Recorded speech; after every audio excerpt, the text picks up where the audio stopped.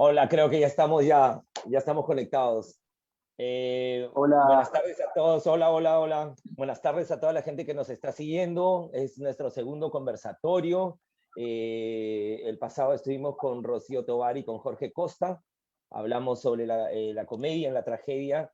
Y este es nuestro segundo conversatorio del bimestre. Nosotros somos el elenco de teatro de la UPC y un poco antes de pandemia nos entregamos a investigar Hamlet para montarla y de ahí nos encerraron en una cuarentena y desde entonces hemos estado investigando Hamlet, probando de qué manera montarla en Zoom o en medios digitales para continuar con nuestro trabajo, ¿no?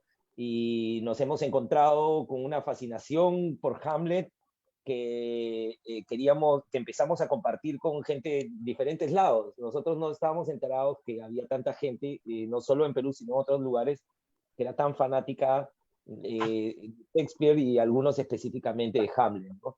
El día de hoy tenemos dos invitados a quienes agradezco mucho estar con nosotros. Es muy importante la presencia de cada uno de ellos para nuestra investigación sobre Hamlet.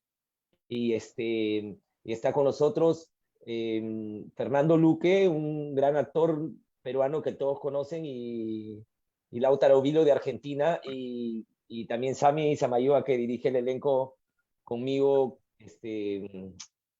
bueno, desde hace un tiempo. Gracias por estar con nosotros. Adelante, Sami.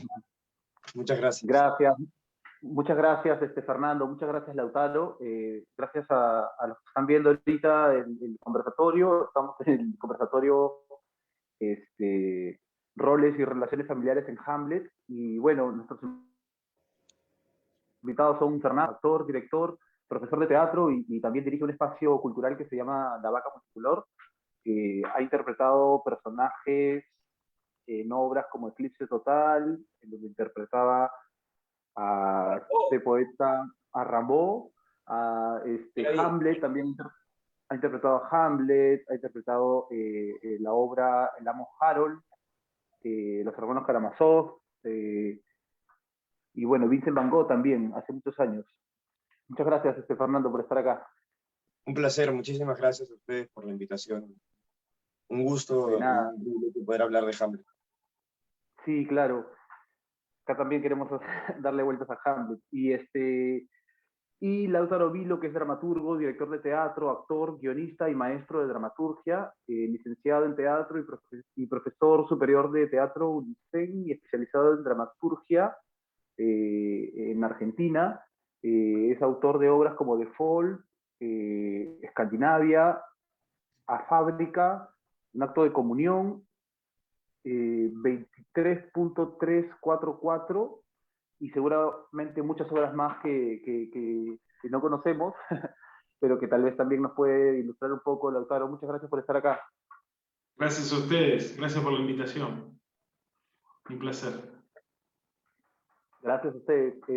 Y no sé si les gustaría, tal vez a alguno de ustedes, empezar comentando algo o prefiere que nosotros hagamos tal vez una pregunta? Pablo, ¿tú qué piensas? ¿Cómo lo ves?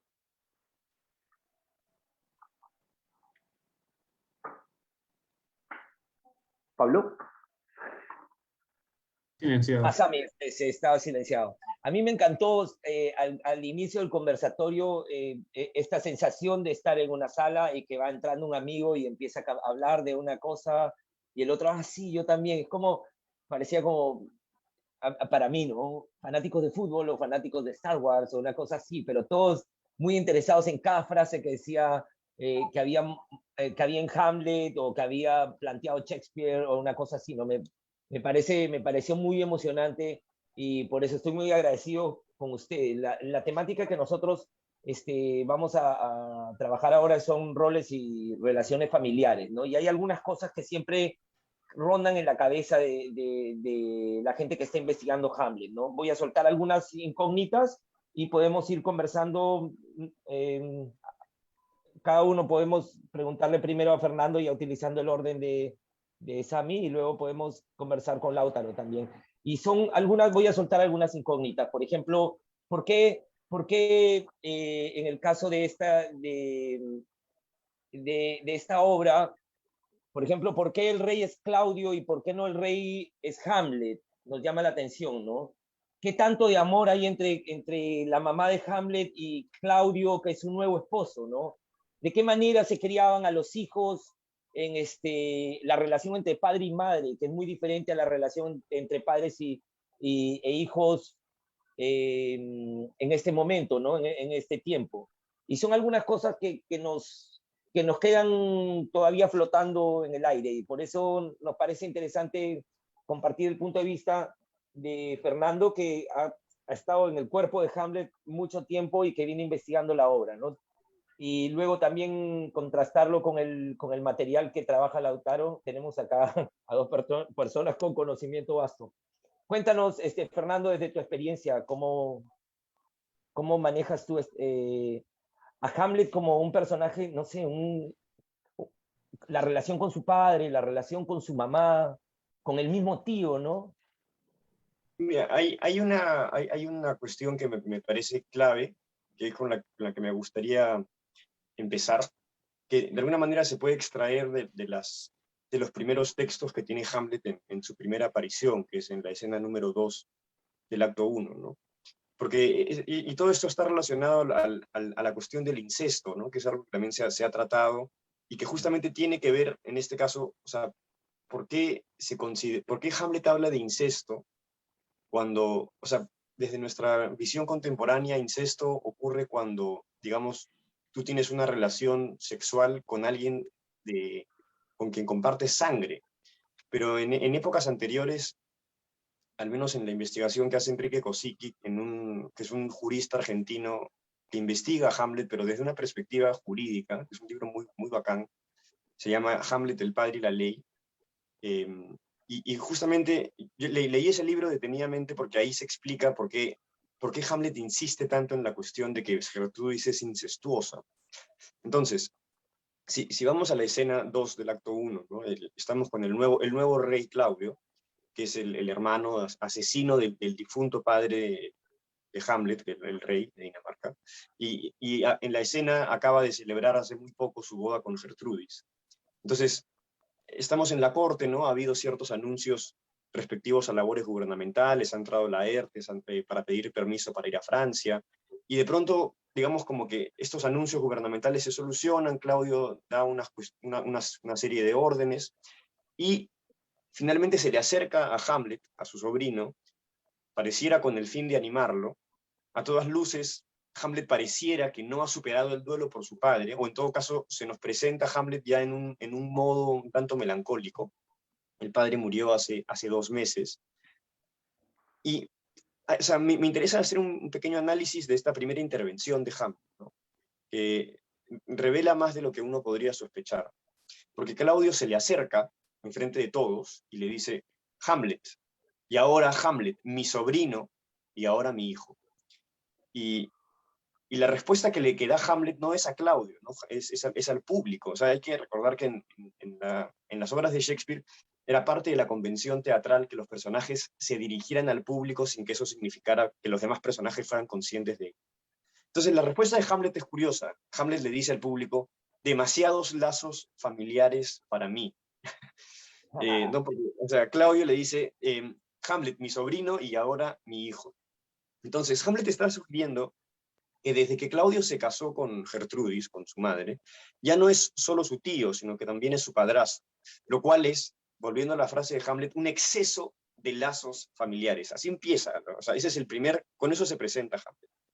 Entonces, en realidad es más que un exceso, ¿no? Es incesto. Entonces, como decía al inicio, ¿no? En la época en la que viven, en la época isabelina y en buena parte de la historia de la humanidad, si alguien se casaba con un cuñado, con una cuñada, era considerado incesto. O sea, el incesto, y por eso es un tema de enorme importancia, ¿no? Sobre el que orbita buena parte de la reflexión de la obra, ¿no? Por ejemplo, Dover Wilson, el mismo Freud, y Freud particularmente, ¿no? Insiste en este tema, y no es gratuito, ¿no? O sea, la tesis de Freud es que Hamlet demora en matar al tío, porque Hamlet inconscientemente ve que Claudio ha perpetrado aquello que él y todos, ¿no? Según Freud, hemos reprimido, que es asesinar al padre y acostarse con la madre. O sea, según Freud, justamente Claudio ha cumplido esas dos fantasías primigenias de Hamlet, y por eso es que duda. Es una tesis, a mi gusto, un poco jalado de los pelos, pero de todas maneras es Freud, ¿no? Es Freud, o sea, Habla más de Freud que de Hamlet. ¿Ah? Claro. ¿Qué? Habla Bueno, más pues de un Freud que de pensamiento, Hamlet. un Sí, pensamiento, sí. claro, filosófico, básicamente. Y como por ejemplo, interesante manera de entrar. ¿Cómo lo decide, o sea, cómo lo decide una persona que tiene que hacer una adaptación, por ejemplo, como Lautaro? Eso es una decisión. O sea, Claro. ¿Cuál? ¿a dónde apoyas? O sea, decidir qué palabras usas para ver a dónde apoyas la acción. O cómo organizas la frase para ver, no sé, dónde estás. ¿Hacia dónde enfocas tu sentir, tu sentimiento, Sí. más que todo? Sí. Bueno, mira, a ver, hay una que es específicamente de traducción y en realidad intraducible. Porque con Shakespeare tenemos un principal problema que es ¿cuál? Y es un problema teatral, no es un problema ni filosófico ni temático, es un problema específicamente teatral. Nosotros nos formamos tratando, cuando estudiamos, hay un momento de la formación actoral en la cual uno tiene que vérselas con Shakespeare, ¿no? Depende del programa de estudio, tercer año, cuarto año, depende. Cuando arribamos a ese lugar, al menos en Argentina, no sé cómo les irá allá, en mi generación, yo tengo 44 años, el texto del cual había que dar cuenta era la traducción espantosa de Astrana Marín de la editorial Aguilar. Uno de los crímenes más grandes perpetrados en la historia del teatro. ¿Por qué? La traducción es, en términos teatrales, absolutamente espantosa. Astrana Marín tiene un mérito sensacional, que es haber traducido todas las obras, pero es el único que tiene. Después, las traducciones son horribles. Yo creo que una traducción es necesaria siempre que uno va a montar un texto de cualquier autor extranjero. ¿Por qué? Porque el lenguaje es una cosa viva. Yo creo que una traducción tiene un tiempo de duración, que son 10 años, no más. En 10 años la lengua de un pueblo se modifica lo suficiente. Basta con que ustedes agarren cualquier autor de los 70, de su propio Teatro Nacional, y van a percibir que el autor más realista de los 70 habla una cosa absolutamente distinta de la que se habla en el cotidiano, ¿sí? La hipótesis de retrato de la lengua de la calle que tiene el realismo, pasados 50 años, es una antigualla absoluta, ¿sí? Entonces, dicho esto,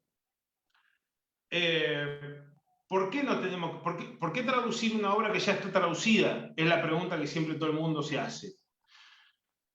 Bueno, porque ir a buscar la pieza original es ir a buscar el sentido original la música original, no para tratar de sacar el mismo sonido, porque eso es imposible. Uno es una lengua que ni siquiera existe ya, que es ese inglés antiguo, porque nadie en Inglaterra habla de esa manera.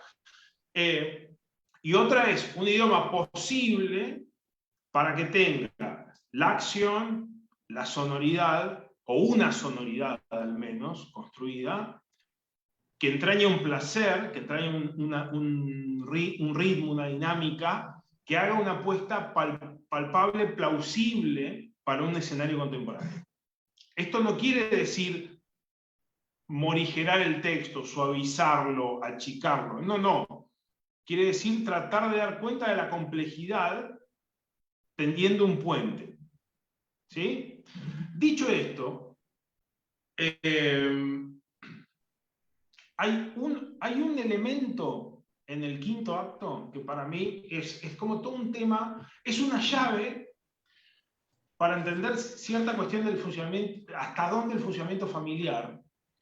Y para nosotros supuso en su momento un problema de traducción. Paso ahora a hablar del tema de lo familiar en Hamlet. Nosotros tenemos un problema de tremenda distancia, no es que solamente que son ingleses y nosotros somos latinos. No es solamente los 500 años, sino tiene que ver con la idea hasta dónde un personaje, pongo entre comillas la categoría, de Shakespeare, es un personaje tal como lo entiende la mirada teatral occidental del siglo XX-XXI. ¿Sí? Entonces, consideraciones como el grado de amor, la manera en la cual se quieren a los hijos, ¿no? Cuánto lo quieren. Digamos, ya Roland Barthes hace unos años, en ese libro fabuloso que se llama Fragmentos sobre el discurso amoroso, nos muestra cómo toda la construcción romántica y la manera que nosotros tenemos de amar es subsidiaria de la novela del siglo XIX. Entonces, pasa una cosa que cuando uno habla de familia en Shakespeare, no en Hamlet, en Shakespeare, la familia excede la unidad familiar tal como la concebimos nosotros. Hay un elemento que se cruza en todas las tragedias, que es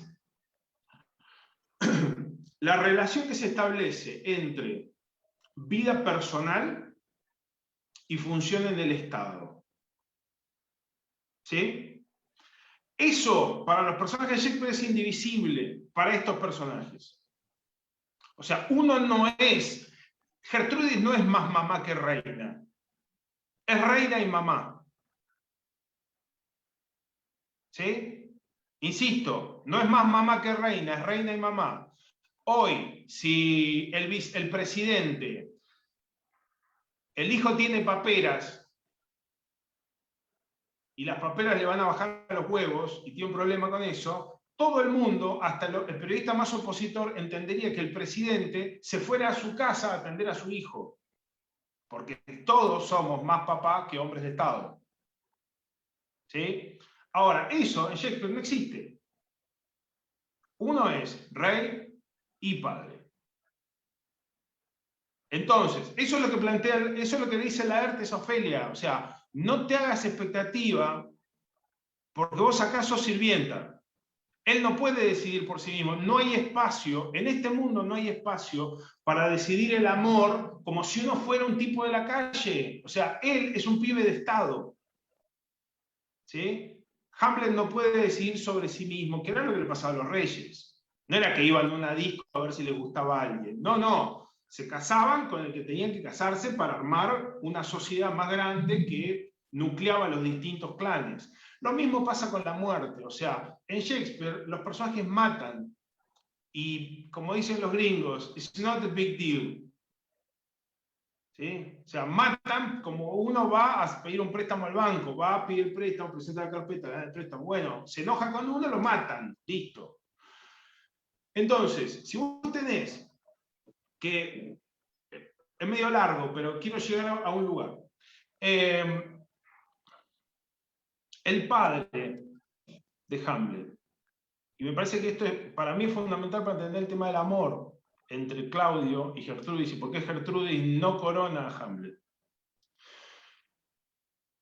Dinamarca es un estado de guerra, es un estado guerrero. ¿Sí? Punto 1.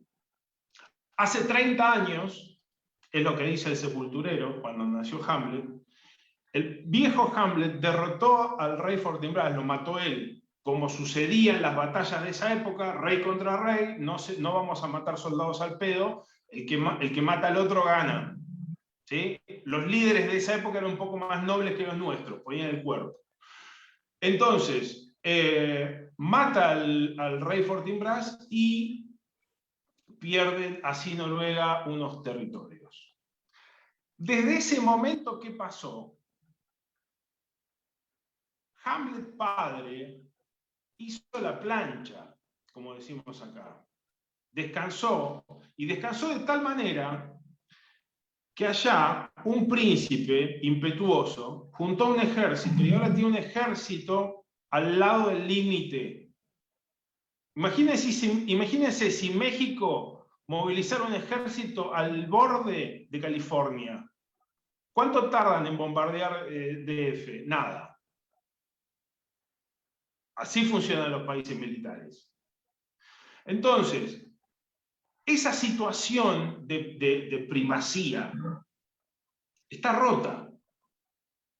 De eso hablan los tipos que van a ser soldados, están preocupados por el fantasma y por eso sobre todo. Y en esa escena, Horacio le cuenta a plebeyos secretos de Estado. Eso no está bien en la época. Eso es ilegal. Entonces, ese tipo que hizo la plancha, en su parsimonia, en su primera procrastinación, genera un riesgo para el Estado dinamarqués. A partir de ahí, se arma el asesinato, lo ejecuta Claudio, y cuando vuelve Hamlet, que obviamente cuando uno es hijo único de un rey y matan a tu viejo, vos volvés a ser coronado, ¿no? Eso es lo que tiene que pasar. Minga, no vas a ser coronado. ¿Por qué? Porque Hamlet no tiene interés en el poder. Estudia boludeces en Wittenberg. Si hubiera estado preocupado por el poder, hubiera hecho lo que hace Fortinbras, formarse en la milicia, dirigir tropas. Entonces, como está ahí, estudiando cosas, filosofía, qué sé yo, en la Universidad de Lutero, cuando vuelve se encuentra con la novedad que el que está a cargo del poder es Claudio.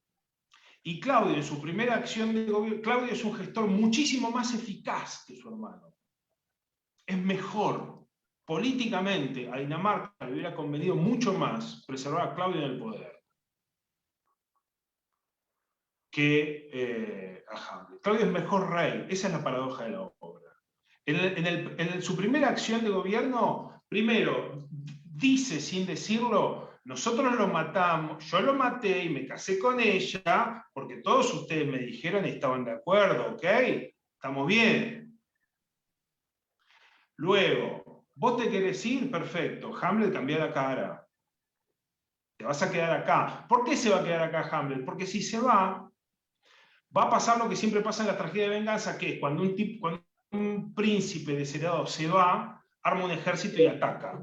Entonces es una amenaza, entonces no lo vamos a dejar salir, por las dudas.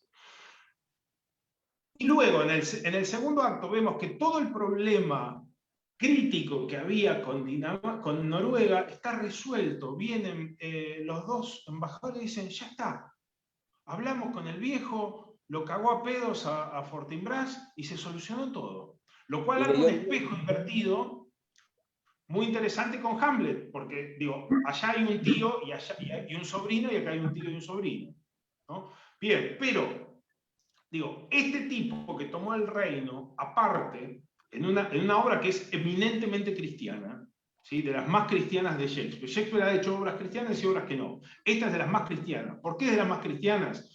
porque la idea del pecado atraviesa y detiene y da forma a la acción dramática. O sea, Claudio se salva de ser acuchillado porque estaba rezando, supuestamente. Después parece que no. Pero Hamlet no se entera de eso. Hamlet lo que ve es un tipo rezando, entonces no lo puede matar. Y aparte, Claudio, el que tomó el poder, es el que, lo digo claramente, perdón la crudeza, es el que se coge a la madre. Entonces, ¿cuál es la acusación de Hamlet con la madre? Lo libidinosa que es. Aparte del incesto, que coincide, está muy bien lo que dice Fernando, casarse con tu cuñado es un incesto para la época. ¿Sí? Pero fíjense qué diferencia. La acusación de voluptuosidad y sensualidad y erotismo que hay de Hamlet para su madre y para el otro, que no solamente se la coge a la mujer, a la madre, sino que se emborracha y hace sonar cañonazos cada vez que termina un barril. Esa es una forma de beber. Aparte, el amor que tienen con Ofelia es lo más desabrido que hay. Es totalmente galante, no es pasional. Él Nunca se había concretado. Nunca se dan un beso, nunca se agarran de la mano siquiera. O sea, él le hace cartitas, ¿no? Hace como si está muy enamorado de ella, se enoja, se ofende. Todo muy formal. Pero no pulsa, no hay nervio, no hay sexo ahí adentro. El sexo, de nuevo, la vida privada tiene que ver con el poder, y tiene que ver con el trono. Pasa toda la obra, y ya termino. Vuelve Hamlet de la historia de los piratas, no sé qué, llega al momento donde van a enterrar a Ofelia, se entera de que van a enterrar a Ofelia, y en ese momento, Gertrudis, la MILF de la obra, por primera vez, por única vez en la obra, se comporta como una suegra. Le dice a Gertrudis, a Ofelia, al féretro de Ofelia, ¿no? Le tira unas rosas, le dice, hubiera querido que estas rosas sirvieran para tu lecho de bodas y no para tu féretro, bla, bla, bla.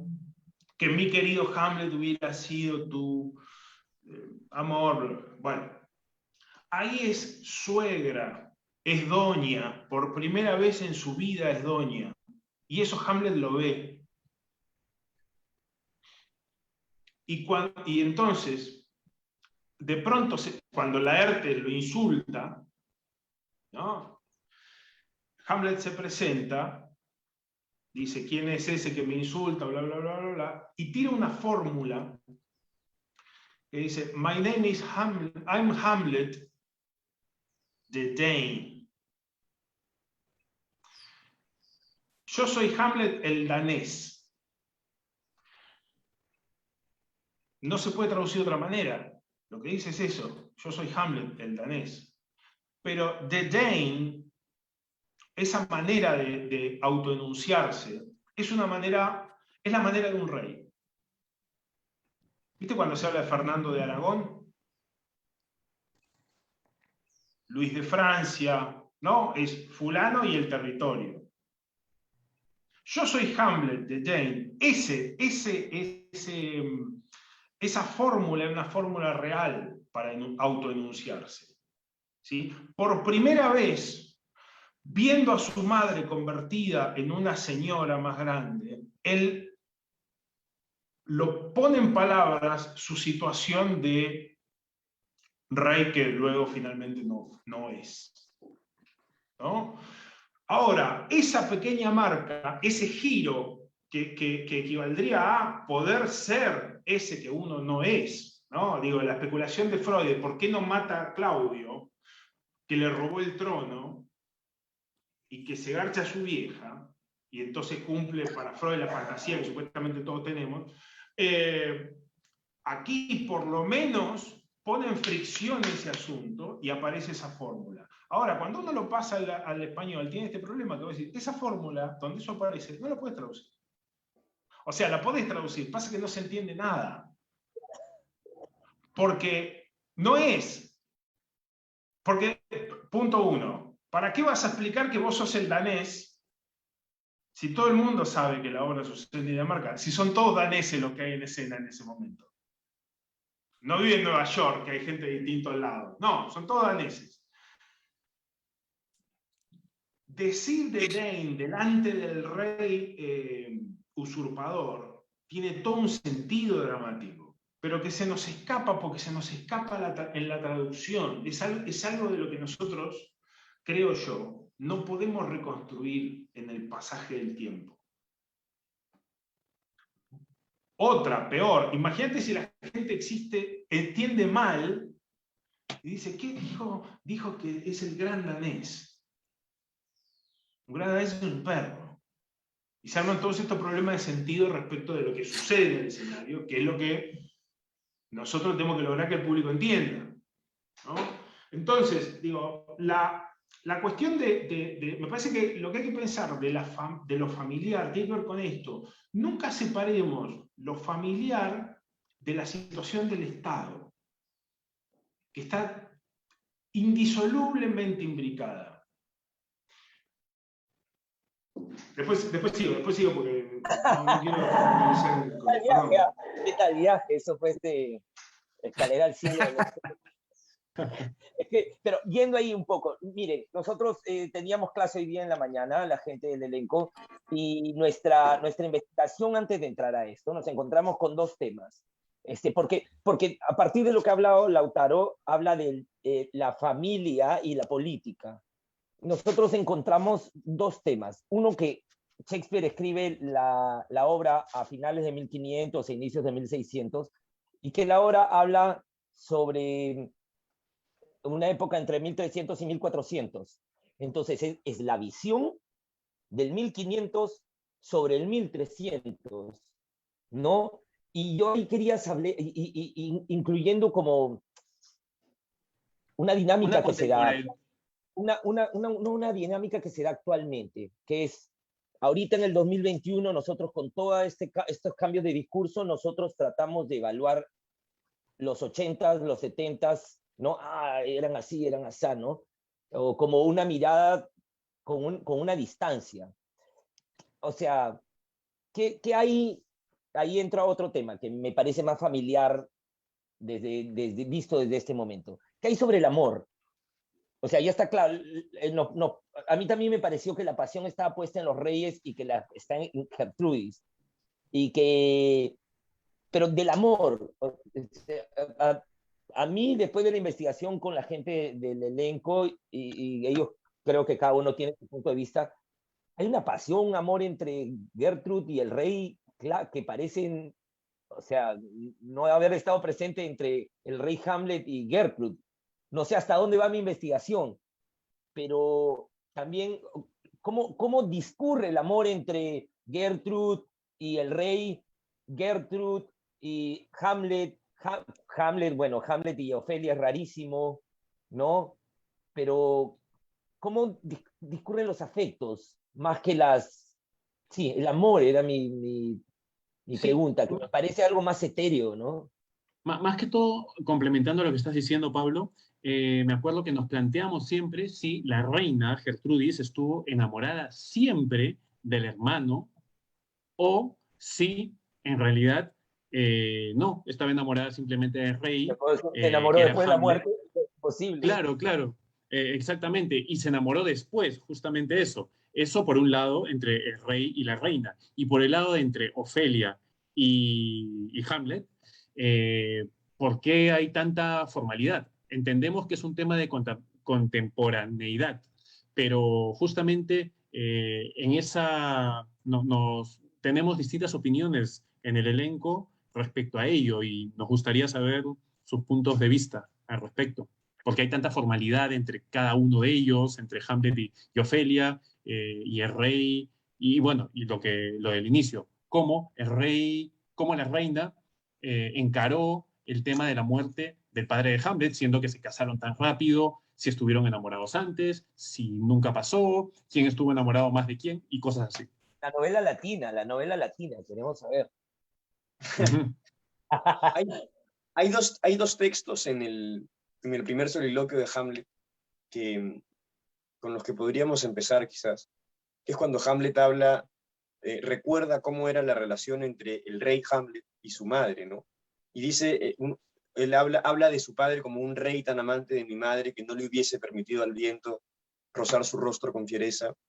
Y luego habla de ella y dice, ella, que se aferraba a su amor, como si el deseo mismo resucitara, asusado por aquello que lo nutría. Y sin embargo, al cabo de un mes.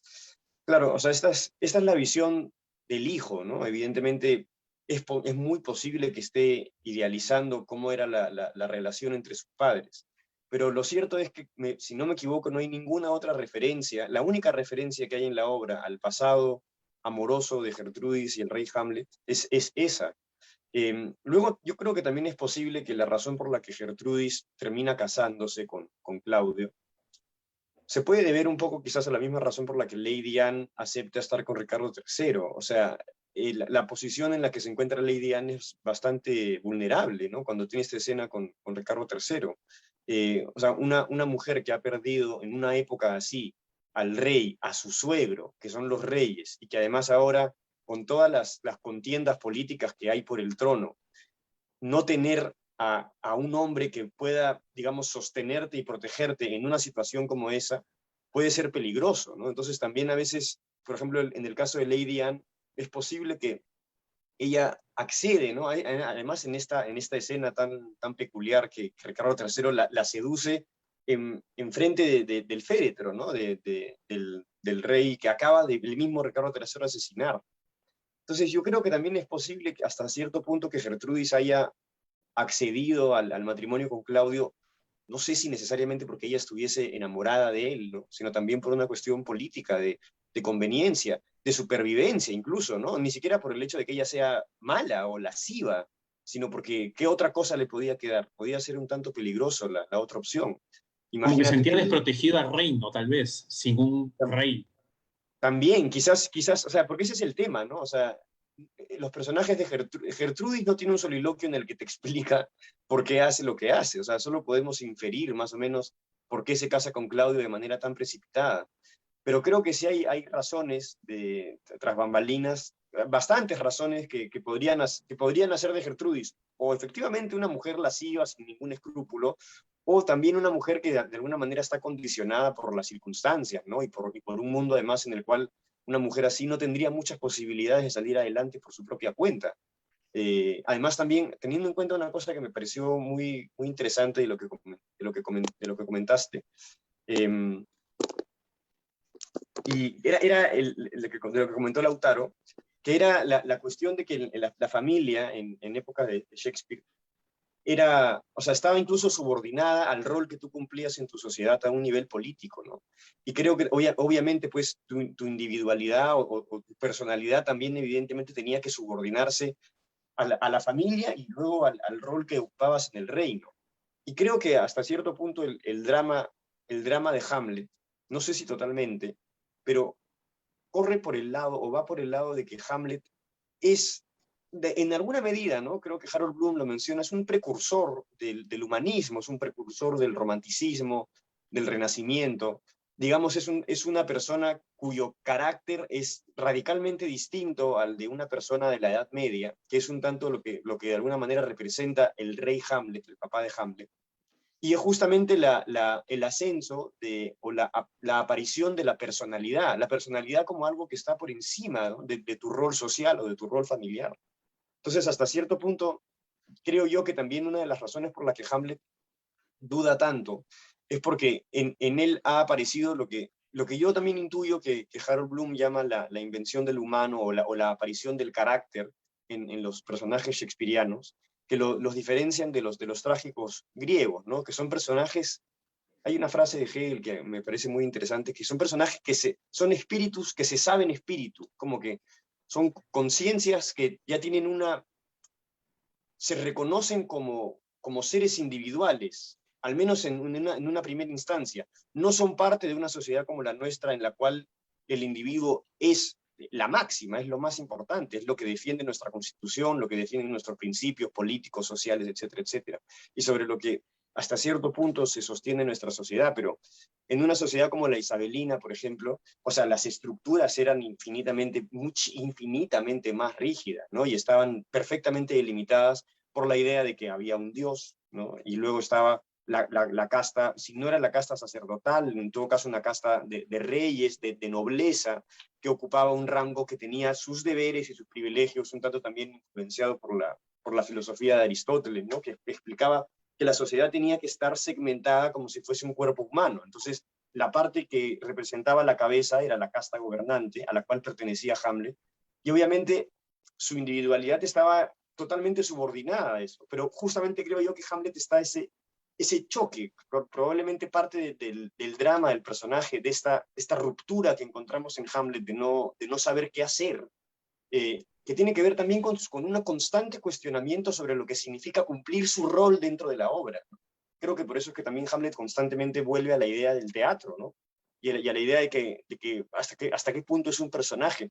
Hay una cosa que me voló la cabeza cuando en el monólogo de Hécuba, que es con el que termina el segundo acto, por lo general en las traducciones que he visto, cuando Hamlet pregunta, hay un texto, voy a buscarlo por acá porque es muy importante.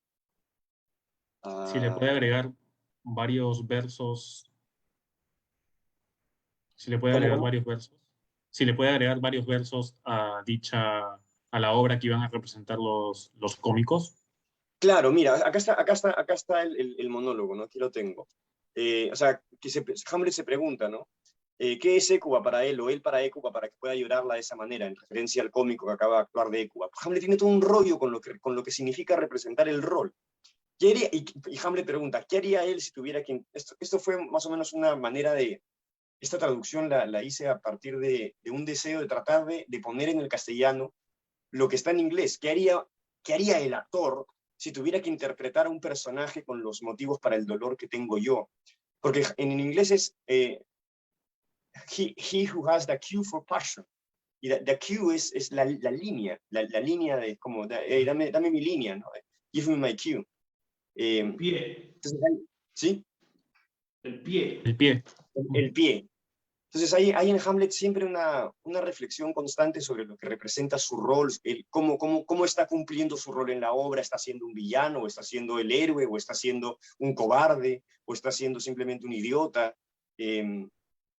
Y creo que eso se une también al hecho de que justamente en una época como la de Hamlet, la figura, el rol de la familia era absolutamente fundamental e incluso estaba subordinado a una cosa más importante, que es lo que mencionaba Lautaro, que era la cuestión del gobierno, ¿no? del rol que representas dentro de tu sociedad. Si eres de la casta gobernante, tienes que representar ese rol y no se te tiene permitido tener como una vida personal que esté de alguna manera en contradicción con lo que deberías tú representar siendo el príncipe o el rey. Pero la pasión existe, o sea, la pasión existe. Entonces, mi pregunta, de nuevo, porque regresamos a lo político, ¿ya? Sí. Es tan cerebral Hamlet que parece, no, mi pregunta es, ¿dónde está el amor en esta, where's the love, diría? Claro, No porque hay. justamente algo de lo que mencionaste al inicio, Fernando, es Por el algo... padre, y por el padre. Claro, No claro. es una obra sobre el amor, ese es el problema. Es un exceso de telenovelas. Claro, No es una obra sobre el amor esta. Algo que mencionaste al inicio, Fernando, es el tema de la formalidad que había. Y justamente hay una parte, bueno, me imagino que por eso mismo, entre Ofelia y Hamlet nunca se llegó a concretar nada. Y tanto así que él, hay un momento en el que le dice, anda a un convento. ¿Y por qué la quiere mandar a un convento si muy bien podría tenerla ahí? Por un tema de tentación, tal vez, para no tentarse y seguir firmemente en la línea de lo políticamente correcto, que a su vez es un tema político, como lo mencionaste, en el tema de la relación familiar. ¿O tú crees que esa perspectiva está hablando de otra cosa al mandarla a un convento? Al querer mandarla, ¿no? Yo creo que, es que de nuevo pasa un poco lo mismo que con Gertrudis. Hamlet en ningún momento va a hablar sobre ese tema específico que estás preguntando. Y hay un montón de posibilidades, como por ejemplo que quiera mandar a Ofelia a un convento, porque Hamlet de alguna manera podría estar intuyendo y no estaría fallando en esa intuición de que las cosas se van a poner bastante feas en el reino, ¿no? O sea, como que se avecina un desastre. Entonces, si él ya sabe además que no va a poder proteger a Ofelia, quizás parte de la motivación para mandarla sea que esté completamente lejos de este estado que está en putrefacción, que va a terminar en la ruina. Y un convento hasta cierto punto en ese momento podría ser una buena opción. Otra razón también puede ser que esté genuinamente con un rencor hacia Ofelia, porque lo más probable es que Hamlet, o sea, es claro que se da cuenta de que Ofelia está de alguna manera siendo cómplice con Polonio y con el rey Claudio. Entonces, ¿hasta qué punto Hamlet estaría como inmune a realmente sentir una especie de traición y por tanto que sea genuino este momento en el que prácticamente yo creo que se puede incluso llegar a arrastrar de los pelos a Ofelia, ¿no? Por parte del personaje de Hamlet, es bastante violento. Entonces de nuevo, hay una enorme cantidad de posibilidades de que habría detrás de la motivación de Hamlet para mandarla a un convento. Pero ¿dónde están? O sea, todas las pulsaciones son de muerte, todas las pulsaciones son de odio, o sea, la pulsación de Hamlet, de Ofelia, por ejemplo, hacia Hamlet, o incluso de Claudio hacia Gertrudis. No hay ningún, o sea, a ver, Lautaro, perdón, ya que tu hipótesis es, esto no habla del amor, ¿cómo son solo relaciones sin afecto? No, a ver.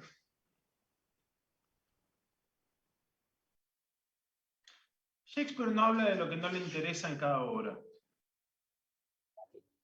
¿Cómo te das cuenta de que habla una obra de Shakespeare? Por lo que dice. ¿Sobre qué hablan? Y en esta obra, que tiene un montón de temas, porque se habla de muchas cosas, se habla de la locura, de la representación, del teatro, de la guerra, del Estado, del pecado, del sexo. No tiene, vos leés los diálogos, no aparece ninguna cosa demasiado trascendente en relación al amor. Hamlet le dice Es muy lateral. Sí, pero ¿sabes por qué entra Hamlet? ¿Por qué le dice eso? Porque se da cuenta que ella le está mintiendo. Le dice para dejarla en evidencia. Ella le dice, ¿sos honesta? Lo primero que le pregunta, ¿vos no me estás mintiendo? Y es una escena en la cual se arma una trampa para que caiga y él no cae. Y después se enoja porque la otra sigue actuándole la mentira.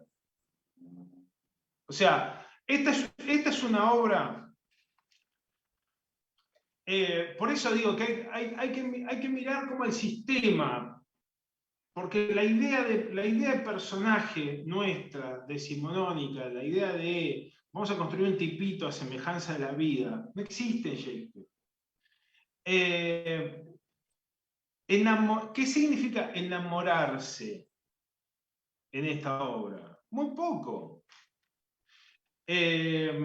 Otra cosa, no hay historiografía, no es que Shakespeare pone las obras en ese momento histórico porque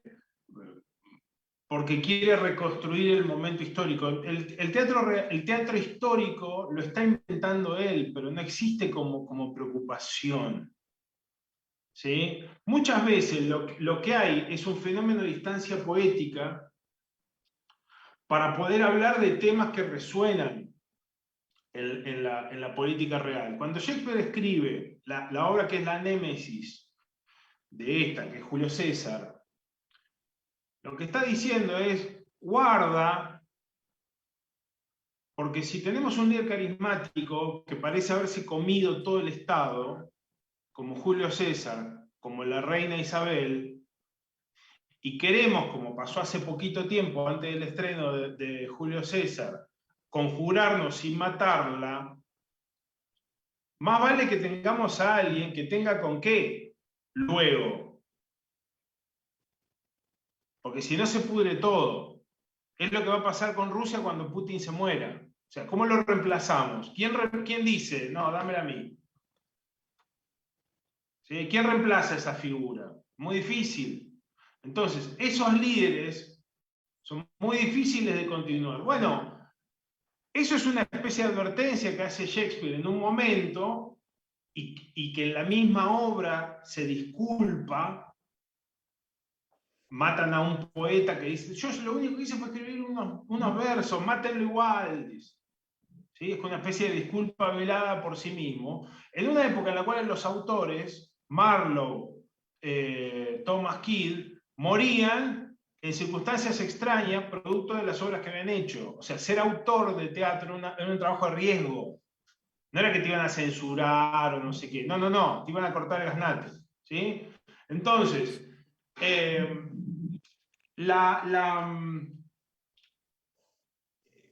tema de la... A mí me parece que hay que mirarla como... ¿Ustedes saben cómo se vendió esta obra cuando se estrenó?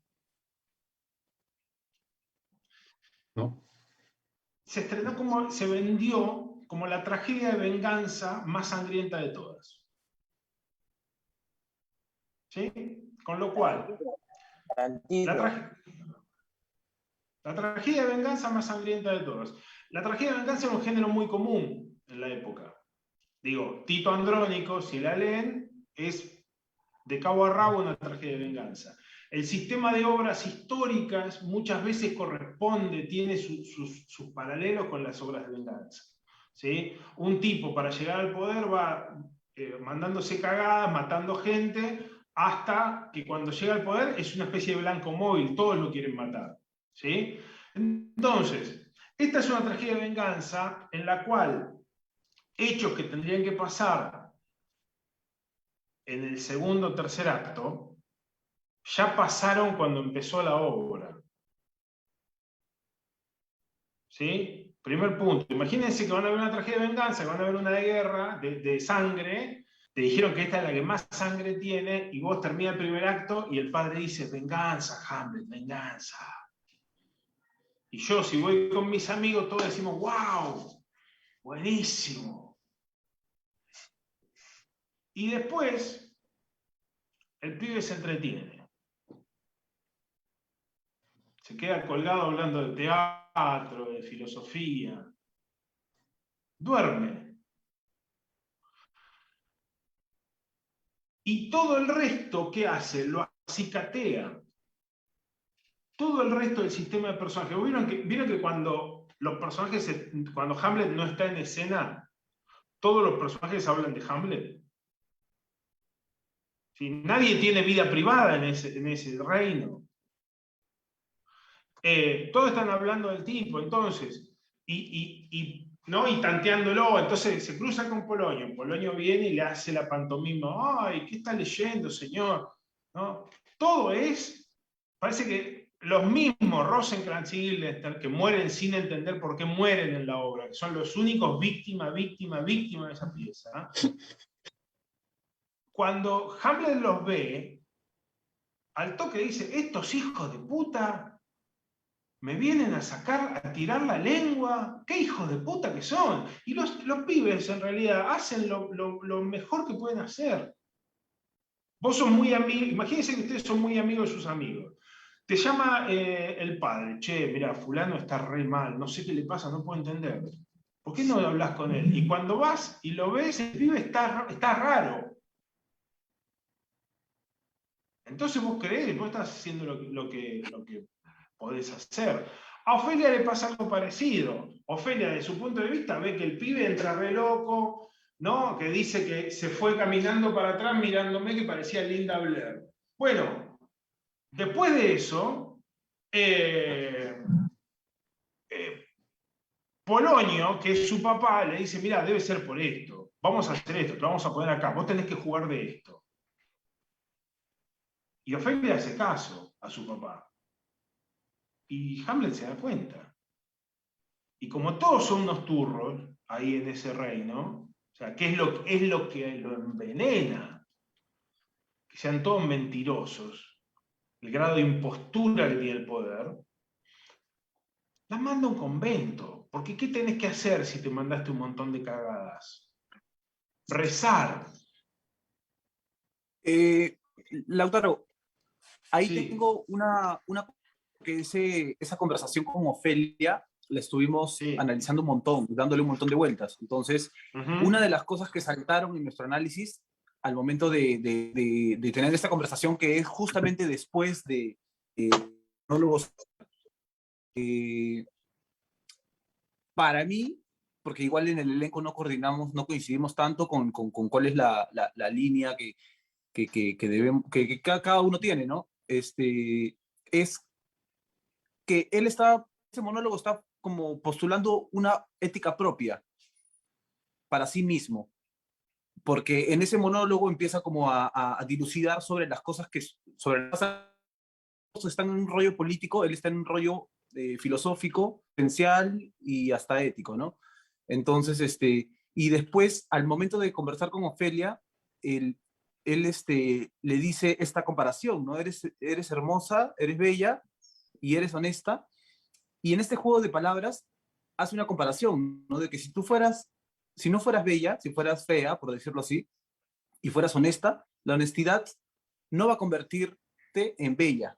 Entonces, estarías, seguirías siendo honesta, no se afectaría ese rol, que es muy importante en esta putrefacta Dinamarca. Es, pero si tú eres bella, vas a dejar de ser honesta, porque la belleza va a corromper a la honestidad y te vas a volver uno igual que los demás.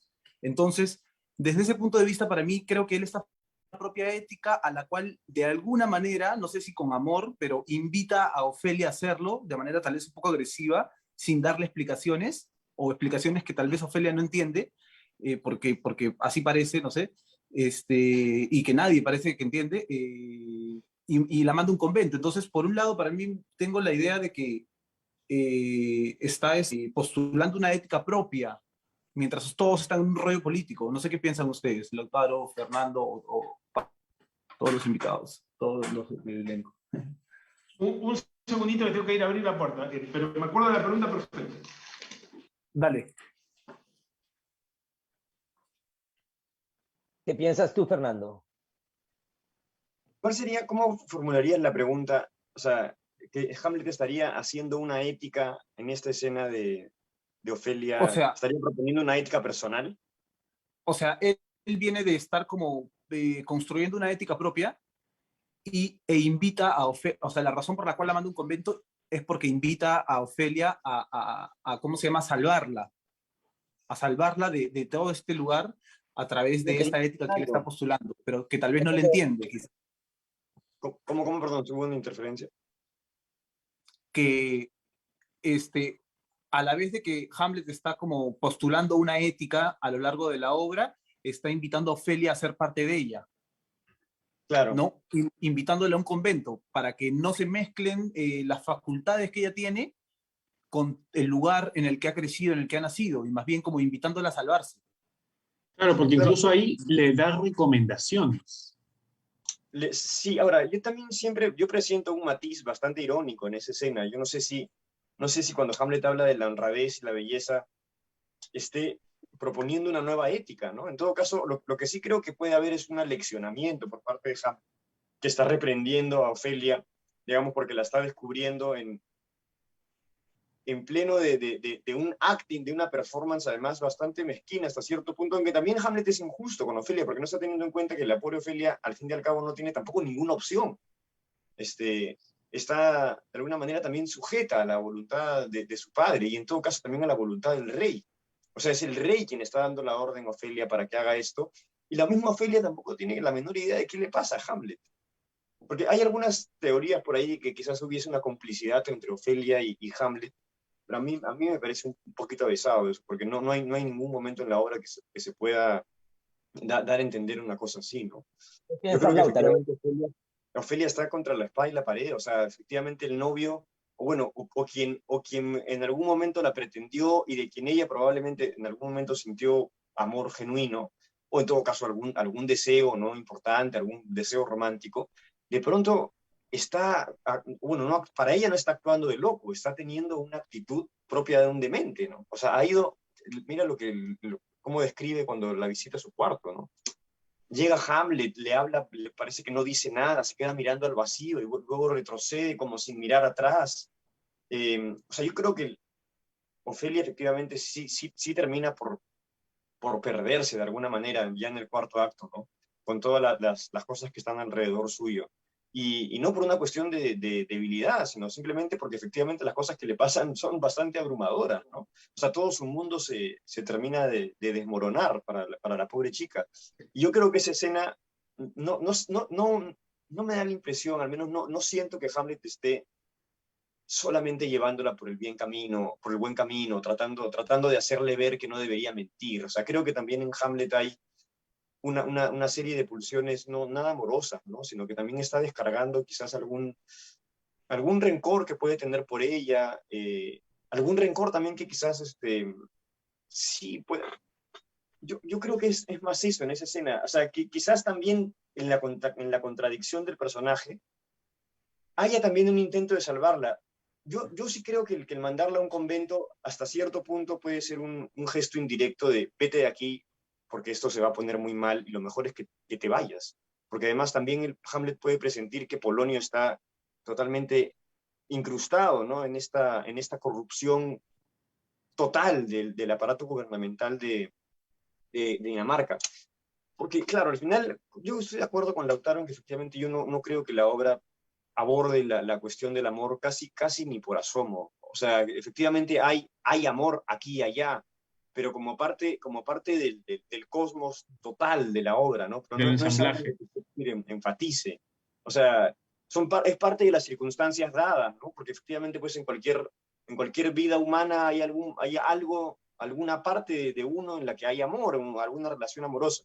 Pero siento que la obra no hace énfasis, no hace un enfoque en eso. Más bien, para mí de lo que trata es de Hamlet restaurando el orden, ¿no? Entonces, en ese sentido, Hamlet asume, o en todo caso, se puede analogar a estas figuras que son los restauradores del orden, de la mitología, como la figura de Horus. El mito de Horus es muy parecido al mito no al mito, sino a la historia de Hamlet. O sea, está Osiris, que es el rey Osiris, que es asesinado por su hermano Seth, que representa un poco, Seth es el hermano oscuro, el malo, y Horus es el que debe vengar al padre.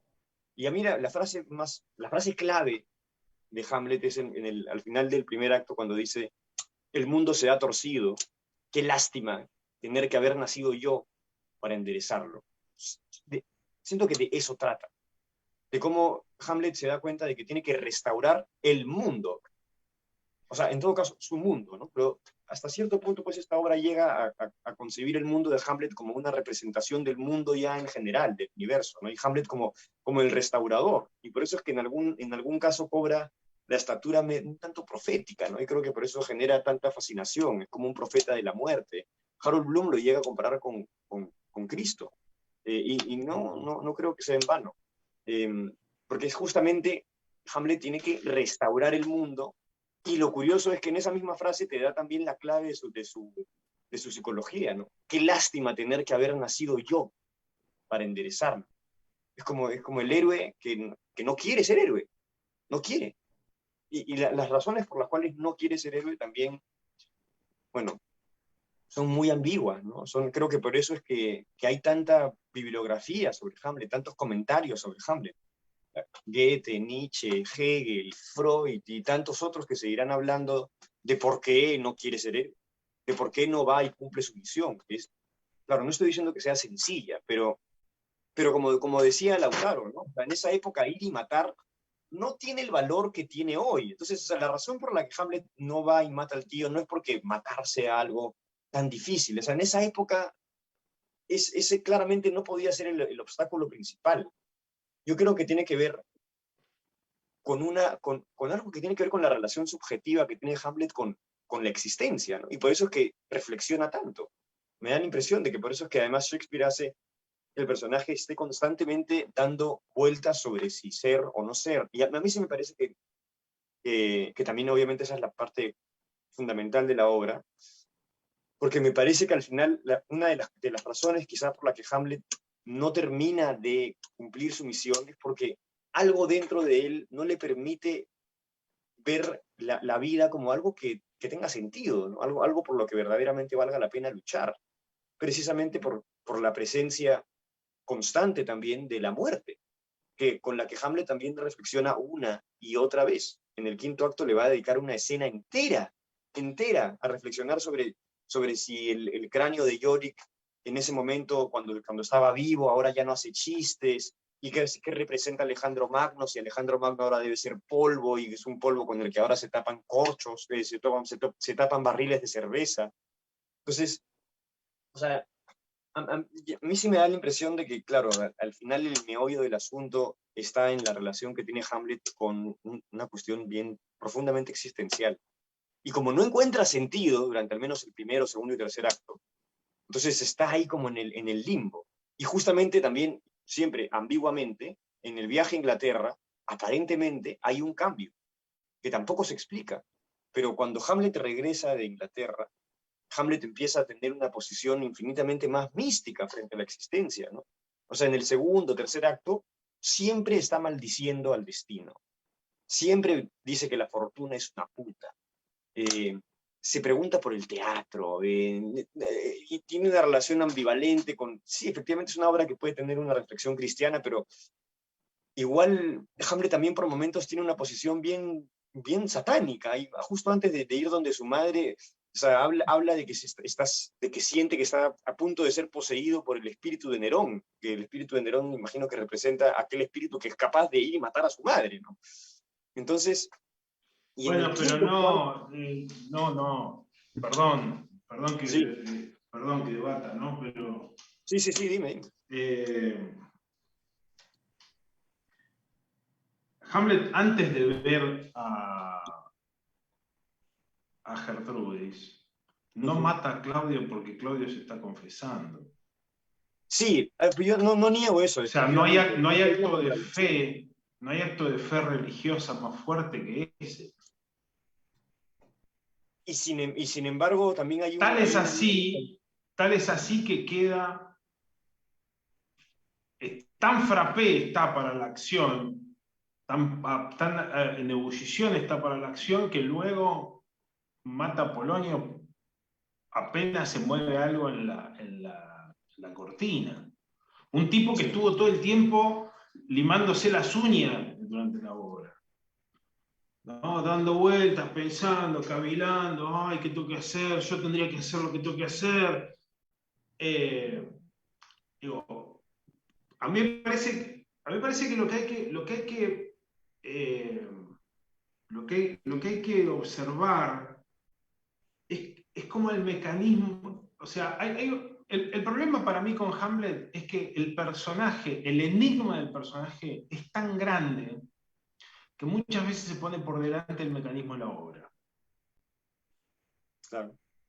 Digo, y la fuerza de la poesía shakespeariana es tan grande que uno se queda absolutamente anonadado con la poesía nada más. Porque el ser o no ser, aunque lo dijera Quasimodo, es lindo de escuchar. ¿No? Viste que el ser o no ser es como una detención total de la escena. ¿No? Sí. Uno podría sacarlo y la obra seguiría perfecto. Así Ningún es. actor lo haría, ¿no? Vos no te estudiás toda la letra de Hamlet para que te diga el director, che, mirá, ¿sabés qué? El ser o no ser no va. Yo me voy inmediatamente, si no me lo dejan hacer, ¿no? Pero, digo, la fuerza, la belleza de la poesía, el grado de condensación poética que tiene la pieza y el enigma que hay sobre el accionar del personaje es tan llamativo que muchas veces perdemos de vista cómo respira esa inminencia de acción. Que a vos te digan en una obra de Shakespeare, mirá, este es el culpable, matalo. Y te lo diga tu papá, que viene del infierno, ya está. O sea, imagínate si fuera Macbeth. ¿Cuánto dura la obra? 30 minutos y fracción, Así es. ¿no? Luego, duda, pierde tiempo, se entretiene con boludeces. Se acuerda, dice, uy, pero la puta madre, yo tenía que hacer algo acá. Mirá a este actor, cómo llora, mirá yo. Es como si se olvidara de lo que lo traía al asunto. Pero encuentra en esa dilación una llave para chequear.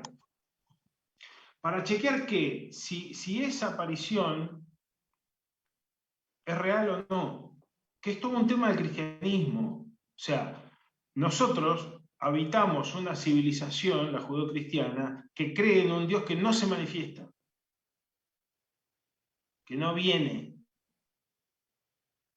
que no está en ningún lado, que dicen que algún día van a venir, ¿no? Y que en todo caso no adorará falsos profetas, ¿sí? Que aquello que aparece con la forma de lo profético es el diablo. Sí. Entonces, lo que tiene que chequear es si esa forma, capaz que esa forma era mentira y no era mi papá. Le voy a hacer la obra de teatro. Ahí hay una torsión de Shakespeare genial en términos de cómo maneja la expectativa. Vos estabas hasta el segundo acto viendo, es decir, ¿este pibe va a matar o no lo va a matar? Decís, che, ¿qué pasó? Pero al final del primer acto iba a haber sangre acá. De pronto hablan de teatro, de filosofía. Decís, che, se puso rara la obra, ¿eh? ¡Pum! Aparecen los actores. Lo que recitan los actores es un magnicidio que es espejo de la misma obra, ¿no? El Pirro y Príamo. Encuentra la llave, yo tengo que chequear esto. Con la obra lo voy a lograr. Entra la pieza y todos nosotros estamos tensos viendo cómo se representa una obra de teatro. Es lo más parecido a El hombre sabía demasiado de Hitchcock, ¿no? Donde hay un espectáculo y nosotros estamos viendo si lo matan o no lo matan a ese tipo que está viendo el espectáculo. Una vez que eso se verifica, obvio, este pibe dice, ahora voy a hacer, ¿sabés lo que voy a hacer ahora? Este es el tiempo para la destrucción. ¡Uah! Y después va y no puede hacerlo con Claudio, lo hace con Polonio. Error, se equivoca. Sí, yo difiero contigo en una parte, respecto a la cual es el momento en el cual Hamlet ya está decidido a matar a Claudio cuando lo ve rezar. Sí.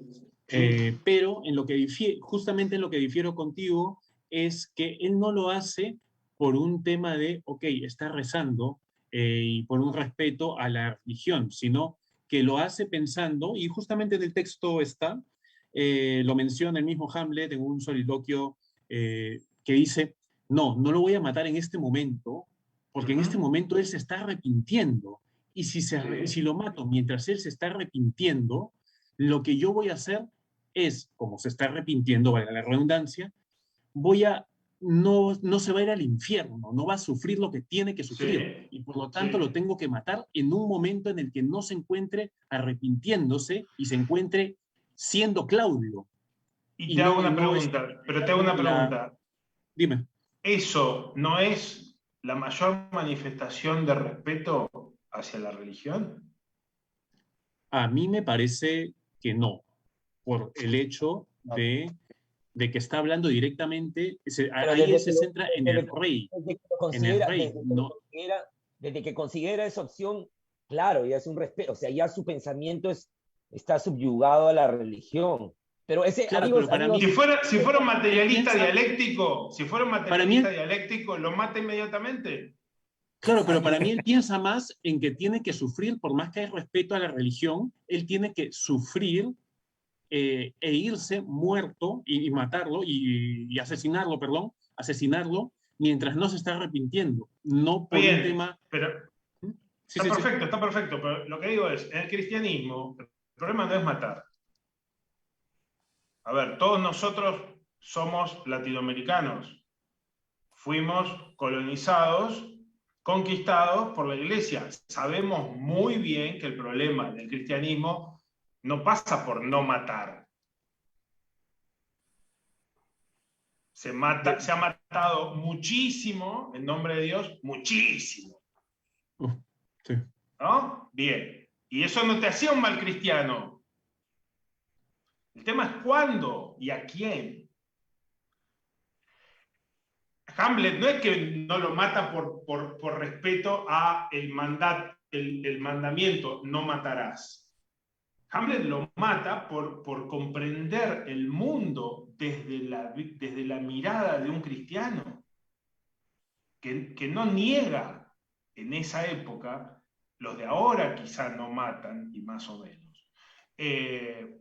Pero Lautaro, no niega la posibilidad de ejecutar un crimen. ¿Entendés? O sea, a eso es lo que voy. O sea, si lo detiene esta consideración que vos estás marcando, o sea, si yo lo mato ahora, queda mano a mano con Dios. Y a mi papá, mi viejo me dijo, me mató en la cima de mis pecados. ¿No? Ya por un precepto, claro. Claro, pero es como, no sé, es como, bueno, yo no cruzo la calle porque, sin mirar a los costados, porque ontológicamente respeto el tráfico. Entiendo que el tráfico existe, que los coches cruzan de un lado al otro. Entonces no me voy a mandar sin mirar a los costados. Pero un tipo que dice, ¿no? Un terraplanista por ahí concibe que, bueno, si uno se manda, llega al otro lado tranquilamente. ¿Qué sé yo? ¿No? Lautaro, y una pregunta. Sí. O sea, porque cuando yo estoy totalmente de acuerdo en que efectivamente Hamlet tiene una visión probablemente profundamente cristiana, o está, digamos, enmarcado, ¿no?, en una ideología cristiana. Pero lo que a mí me parecía muy curioso era que justamente en el acto 1, 2 y 3, Hamlet frente al destino, ¿no?, que él llama la diosa fortuna, a la trata de puta del acto 1 al acto 3, de pronto en el acto 4 y el acto 5, su relación con su propio destino, su relación con lo que tiene que realizar, empieza a tener una actitud muchísimo más de aceptación, ¿no? Cuando él regresa del viaje a Inglaterra, él llega y le dice a Horacio, Horacio, han pasado sincronías de todo tipo. Cuando he salido de mi recámara pensando, de pronto me di cuenta que tenía abrí las cartas de Rosencrantz y Guildenstern y me di cuenta de que querían matarme, y todo esto por una especie de audacia que vino como una inspiración divina, y luego cogí el sello de mi padre que estaba mágicamente en mi saco y pude como reabrir las cartas y hacer todo un plan para salir vivo y regresar aquí y mandar a matar a Rosencrantz y Guildenstern. Sí. O sea, yo me refiero básicamente a que todo el primero, segundo y tercer acto, Hamlet, con su destino, más allá de la parte cristiana, de la manera en la que de su ideología, de lo que puede pensar acerca del infierno, del cielo, etc., su relación con el destino es ampliamente de rebeldía, de asco incluso, de repugnancia frente a lo que tiene que realizar. Y es justamente volviendo de Inglaterra, por razones que me parece que Shakespeare no esclarece en todo caso de manera explícita, creo que lo deja un tanto abierto. Hay un cambio ahí, un cambio radical. Hamlet vuelve y va a decir hay una divinidad incluso en la caída de un gorrión, ¿no? Que ya ese es un cristianismo incluso quizás un tanto personal de Hamlet, ¿no? Es un cristianismo más espinociano, ¿no? Como que está Dios en todo, en la caída de un gorrión, está aquí con nosotros. Ese es el cambio que me parecía importante, ¿no? Lo que entiendo esto que decís. A ver, yo cuando refiero al cristianismo de Hamlet no es porque lo considero un santo, ni mucho menos. Digo, me parece que es algo que rige y que él señala, o sea, un tipo que te señala con el dedo y te dice, vos pecador, es un cristiano, aunque se crea un libre pensador. ¿No? Sí. Entonces, es verdad, yo coincido con esto de que los primero, segundo, tercer acto quizás está más protestón con lo que le toca hacer. Claro, es que yo creo que no es solo... No le cae bien la misión que le dio el papá. ¿no? Es una putada lo que le toca vivir. ¿Sí? Ahora, en el tercer acto, luego de la obra de teatro, el tipo verificó. Es así. Si es así, lo tengo que matar. Sí. Me mando la cagada de matar a un inocente. Ahora, cuando lo manda a llamar, lo manda a buscar Claudio, Hamlet estará conmocionado por el asesinato de un inocente, o lo que sea. Por más de que Polonio haya sido un consigliere, no es el que mató al rey. Asunto que se deja enviar a Inglaterra. Cuando se está yendo de lo que él tiene que hacer, o sea, esta obra se trata de si un tipo mata a un tipo o no.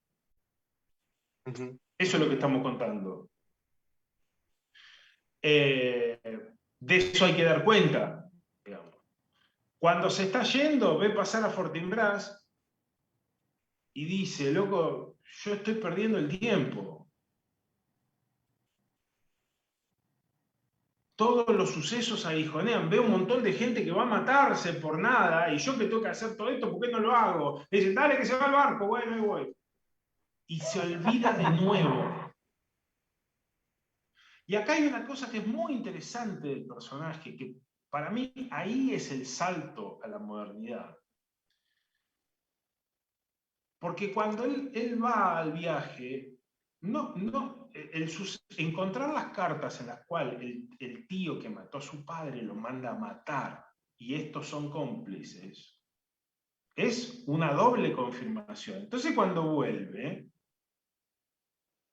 ya no hay más tiempo no hay tiempo de más para perder. Y sin embargo, y ese para mí es el momento más genial de Shakespeare en la obra, cuando irrumpe y dice, yo soy Hamlet del danés, acto seguido de enunciarse como el rey que tendría que ser, se pierde en veleidades ridículas con Laertes, le dice no sé qué cosas y se va.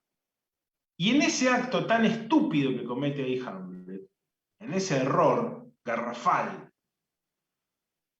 es donde deja de ser un héroe trágico a la antigua usanza. Porque si fuera un héroe trágico, hecho y derecho, ¿qué hace?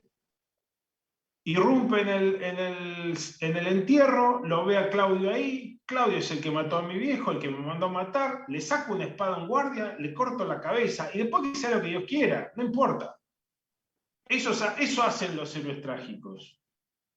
¿Sí? Claro. Edipo lo hace, después se arranca los ojos y se va a caminar por los caminos. Ya está. Es lo que hacen los héroes trágicos. Cumplen su destino. Lo realizan. Punto. Papá dijo que yo tenía que hacer tal cosa, voy y lo hago. Y después vemos. Pero ahí, Hamlet, el primer neurótico, el neurótico fundacional, si ven la escena inmediatamente posterior al entierro, parece Woody Allen, es insoportable.